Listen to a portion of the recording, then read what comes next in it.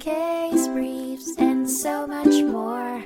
LSData's got what you're looking for.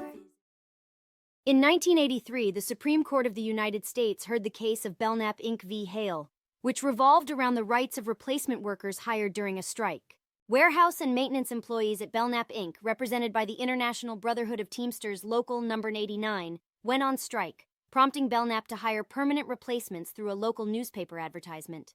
These replacement workers signed agreements promising them permanent employment, including assurances that they would not be fired to make way for returning strikers. However, when the strike ended and the original workers were reinstated, the replacement workers were displaced. They subsequently sued Belknap for breach of contract and misrepresentation. Belknap argued that the National Labor Relations Act, NLRA, preempted these claims, but the court ultimately ruled in favor of the replacement workers. It found that the NLRA did not preempt their claims, as they had been promised permanent jobs. The Supreme Court upheld the state court's jurisdiction over the lawsuit, citing the Garmin Rule and the lack of interference with the National Labor Relations Board's authority.